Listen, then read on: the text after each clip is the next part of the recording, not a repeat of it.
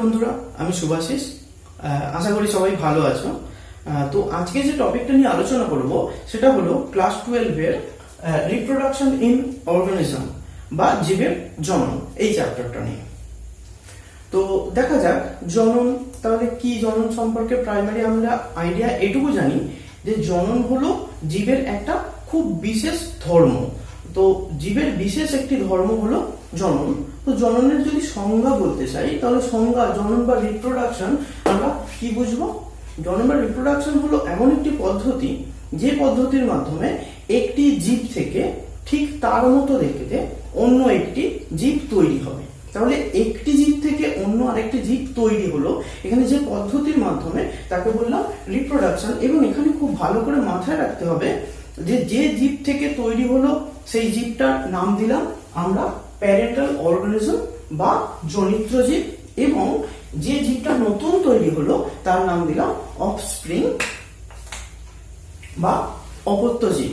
তো রিপ্রোডাকশনে একটা কথা সবসময় মাথায় রাখতে হবে যে রিপ্রোডাকশন যে প্যারেন্টাল অর্গানিজম থেকে তৈরি হলো তার মতোই দেখতে হতে হবে, এবং অফস্প্রিংটা তৈরি হলো যে সেটা যেন তার এই প্যারেন্টাল জেনারেশনের স্পিসিসটা বা প্রজাতিটাকে জীবনধারাটাকে বাঁচিয়ে নিয়ে চলে বা পৃথিবীতে তার অস্তিত্বটা টিকিয়ে রাখে।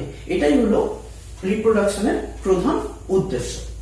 এবার রিপ্রোডাকশনের কতগুলো টাইপস বা প্রকারভেদ আমরা যদি দেখতে চাই তাহলে প্রধান দুই ভাগে ভাগ করা যায়। একটা হলো সেক্সুয়াল রিপ্রোডাকশন বা যৌন জনন, এবং আরেকটি হলো অ্যাসেক্সুয়াল রিপ্রোডাকশন বা অযৌন জনন।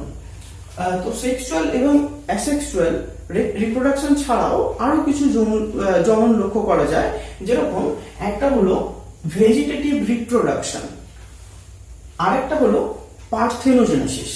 তাহলে ভেজিটেটিভ রিপ্রোডাকশন এন্ড পার্থেনোজেনেসিস এগুলো কিরকম?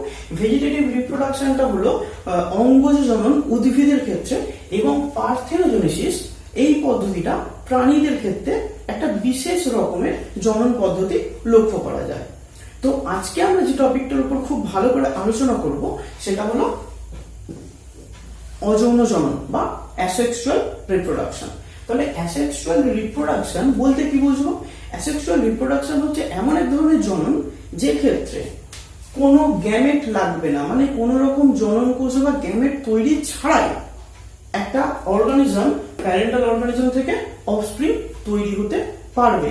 এবং এখানে আরেকটা ব্যাপার ভালো করে মাথায় রাখতে হবে, অযৌন জননের ক্ষেত্রে একটি মাত্র জনিত্র জীব যথেষ্ট, এবং এই অ্যাসেক্সুয়াল রিপ্রোডাকশন খুব কম সময়ের মধ্যেই হতে পারে। মানে এই রিপ্রোডাকশনটা এই জননটা অতি দ্রুত হতেই পারে, এবং এই ক্ষেত্রে দেখা যায় যে একটা জীব থেকে ঠিক তারই মতো দেখতে সম্পূর্ণ একই রকমের আর একটা জীব তৈরি হয়ে যায়। সেই জন্য এই জীবটাকে আমরা ক্লোন বা তার একটা কপিও বলতে পারি। এবার দেখবো এই অ্যাসেক্সুয়াল রিপ্রোডাকশন কত রকমের হতে পারে বা কত রকম পদ্ধতিতে এই অ্যাসেক্সুয়াল রিপ্রোডাকশন অর্থাৎ একটি মাত্র জনিত্র থেকে আরো জীব তৈরি হয়ে যেতে পারে। সেই পদ্ধতিগুলো অনেকগুলো পদ্ধতি এখানে আলোচনা করা হবে। সেগুলো সর্বপ্রথম হলো ফিশন বা বিভাজন।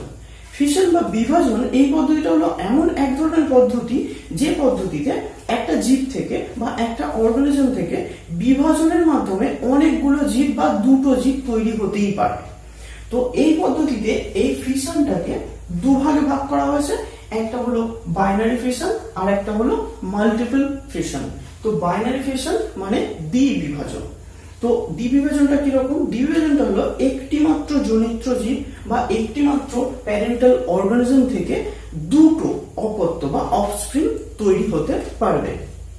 এই বাইনারি ফিশনটাকে দুভাগে আমরা ভাগ করতে পারি বা দুরকম ভাবে দেখতে পারি। সেটা কিরকম?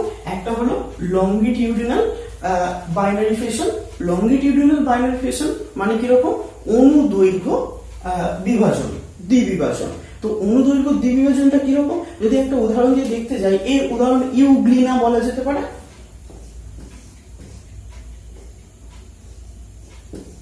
এটা যদি একটা ইউগ্লিনা হয়, এই ক্ষেত্রে এই ইউগ্লিনাটা ঠিক এর মাঝ বরাবর বিভাজিত হয়ে এইরকম লম্বালম্বি ভাবে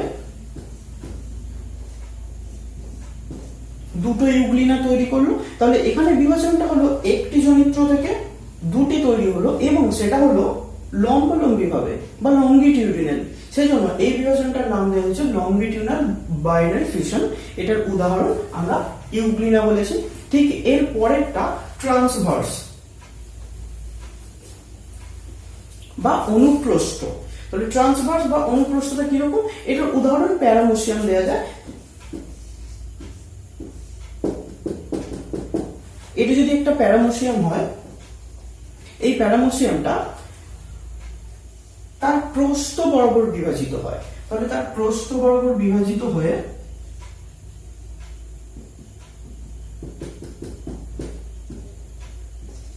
দুটো প্যারামোসিয়াম তৈরি করলো। তাহলে এক্ষেত্রে যে বিভাজনটা হলো, একটা প্যারামোসিয়াম থেকে দুটো প্যারামোসিয়াম তৈরি হলো এবং সেটা প্রস্থ বরাবর বিভাজিত হয়ে দুটো প্যারামোসিয়াম তৈরি করেছে, সেই ক্ষেত্রে বলবো আমরা এটাকে ট্রান্সভার্স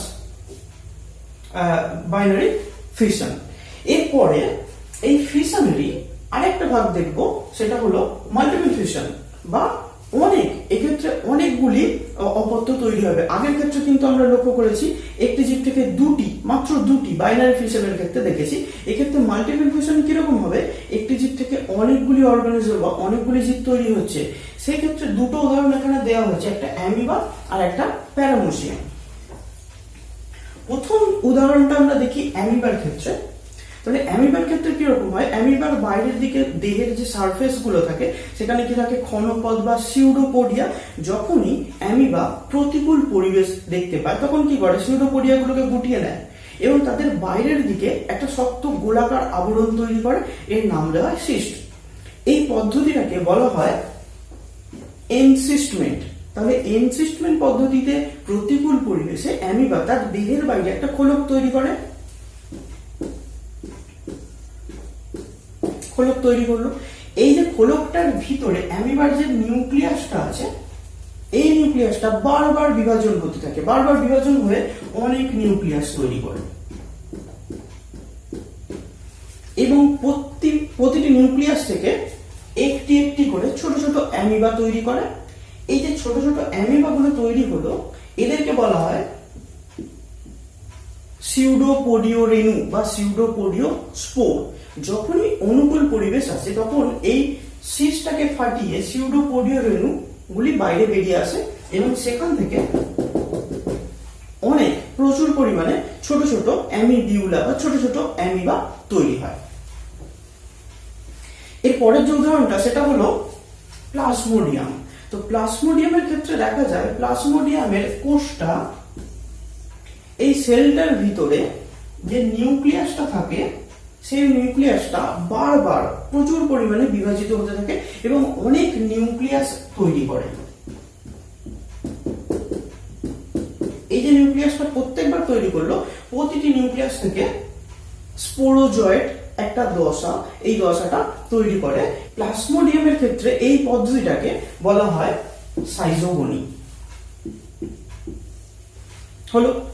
আচ্ছা, এরপরে আমরা যেটা দেখব সেটা হলো বাডিং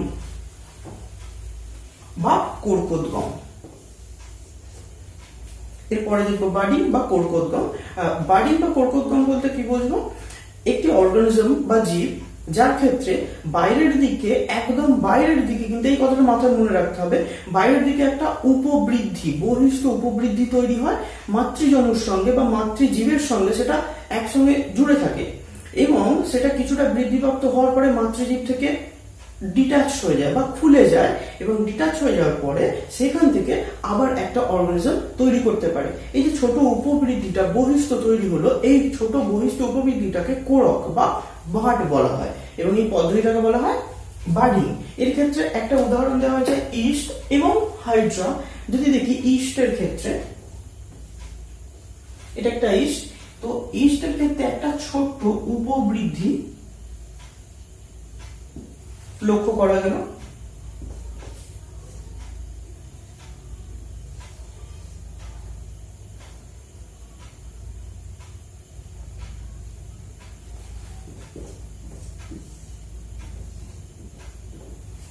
এবং উপবৃদ্ধিটা বৃদ্ধিপ্রাপ্ত হতে হতে একটা সময় মাতৃদেহটা থেকে বিচ্ছিন্ন হয়ে ছোট একটা ইস্ট তৈরি করলো। এই পদ্ধতিটাকে বলবো বাডিং বা কোরক সৃষ্টির মাধ্যমে।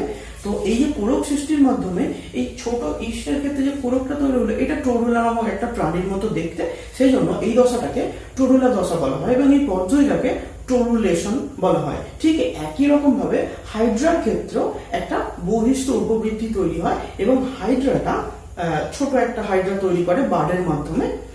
সেটা এরপরে যেটা আমরা দেখব সেটা হলো গেমিউল ফর্মেশন। তো গেমিউল ফর্মেশনটা কি? গেমিউল ফর্মেশনটা অ্যাকচুয়ালি এক ধরনের বাডিং পদ্ধতি বা কোরকোদ্গম পদ্ধতি, কিন্তু এক্ষেত্রে একটা ব্যাপার ভালো করে মাথায় রাখতে হবে। আগের কোরকোদ্গম বা বাডিংটায় আমরা দেখেছি বহিষ্ঠ একটা বাড বা কোরক তৈরি হয়েছিল, কিন্তু গেমিউল ফর্মেশন এক্ষেত্রে যে কোরকটা তৈরি হবে সেটা প্রাণীটার কিন্তু দেহের অভ্যন্তরে বা অভ্যন্তরীণ একটা কোরক তৈরি হলো। এটা সাধারণত দেখা যায় স্পঞ্জিলা নামক একটি প্রাণীর মধ্যে, যেটা মিঠা জলে বসবাস করে। তাহলে মিঠা জলে বসবাসকারী স্পঞ্জিলা নামক প্রাণীর মধ্যে একটি অন্তস্থ বাড বা কোরক তৈরি হয়, যার নাম দেওয়া হয় গেমিউল। এই গেমিউল সৃষ্টির মাধ্যমে জনন সম্পন্ন করতে পারে। এর পরের যে ভাগটা দেখবো অজর জননের, সেটা হলো ফ্র্যাগমেন্টেশন বা খণ্ডীভবন। তো ফ্র্যাগমেন্টেশন বা খণ্ডীভবনটা কি? এটি একটি খুব সরলতম উপায়, যে ক্ষেত্রে একটা জীব থেকে সেটা বারবার বিভাজিত হয় অনেকগুলি খণ্ডে এবং প্রতিটা খণ্ড থেকে ছোট ছোট অনেকগুলি জীব তৈরি হয়ে যেতে পারে মাতৃজলের মতো, জীবটার মতো একই রকম দেখতে অনেকগুলি। এটি জাস্ট একটা, ধরা যাক এটি একটি জীব, এটি অনেকগুলো খণ্ড তৈরি হলো, সেই খণ্ডটা থেকে অনেকগুলো জীব তৈরি হলো, সেটা খণ্ডীভবন বা ফ্র্যাগমেন্টেশন। এরপরে স্পোরুলেশন। স্পোরুলেশন বা রেণু তৈরির মাধ্যমে জনন। তো রেণু তৈরির মাধ্যমে জননটা কি? এটি খুব ইম্পর্টেন্ট একটি অযৌন জননের উপায়, যে ক্ষেত্রে রেণু তৈরি হয়, একটি এককোষী হ্যাপ্লয়েড রেণু তৈরি হয়। তো এককোষী এই যে হ্যাপ্লয়েড রেণুটা তৈরি, এটা রেণুথলিতে বা স্পোরাঞ্জিয়ামের মধ্যে তৈরি হয়। এই যে রেণুটা তৈরি হয়, এই রেণুটা দু রকমের রেণু তৈরি করতে পারে। প্রথম জুস্পোর এবং সেকেন্ড অ্যাপ্লানোস্পোর। জুস্পোর মানে চলরেণু। তবে চলরেণু যেহেতু, এই রেণুটা কিন্তু গমনে সক্ষম, অর্থাৎ এর মধ্যে ফ্ল্যাজেলা উপস্থিত। তবে ফ্ল্যাজেলা যুক্ত চলনে সক্ষম রেণুকে জুস্পোর বলবো, এবং অ্যাপ্লানোস্পোর বা অচল রেণু। তাহলে অচল রেণু কোনগুলো? যে রেণুগুলো নিশ্চল এবং ফ্ল্যাজেলা অনুপস্থিত, তাদেরকে বলবো অচল রেণু বা অ্যাপ্লানোস্পোর। এখানে কিছু অ্যাপ্লানোস্পোরের উদাহরণ দেওয়া হয়েছে, যেরকম কনিডিয়া, ওইডিয়া, ক্ল্যামাইডিওস্পোর, অ্যাকাইনেট, অ্যাসকোস্পোর, ব্যাসিডিওস্পোর। এক্ষেত্রে অ্যাসকোস্পোরটা এবং ব্যাসিডিওস্পোরটা বা ব্যাসিডিও রেণুটা কোথায় পাওয়া যায়? এটি ছত্রাক দেহে। ব্যাসিডিওস্পোরটা ব্যাসিডিওমাইকোটিনা নামক ছত্রাক দেহে, অ্যাসকোস্পোরটা অ্যাসকোমাইকোটিনা নামক ছত্রাক দেহে পাওয়া যায়। কনিডিয়াটা পেনিসিলিয়াম, এটা খুব ভালো করে মনে রাখতে হবে, পেনিসিলিয়াম নামক ছত্রাকের দিকে কনিডিয়াটা পাওয়া যায়। এখানে আরেকটা খুব ইম্পর্টেন্ট পার্ট আমাদের জানতে হবে, যেটা হলো প্লাজমোটমি।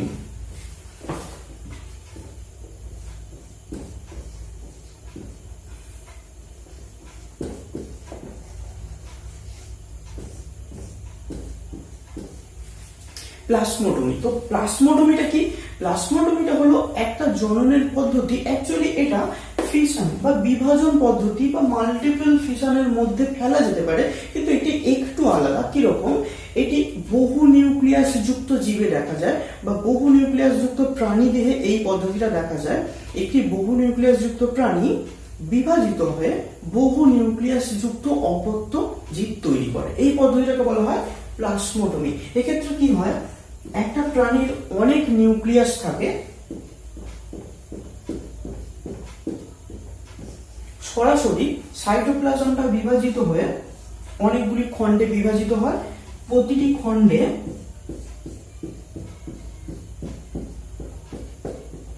অনেকগুলি করে নিউক্লিয়াস তৈরি হয়। এই পদ্ধতিটাকে বলবো প্লাজমোটমি। এটি কিন্তু খুব ভালো করে মনে রাখতে হবে। প্লাজমোটমিটা শর্ট কোশ্চেনের জন্য খুব ইম্পর্টেন্ট।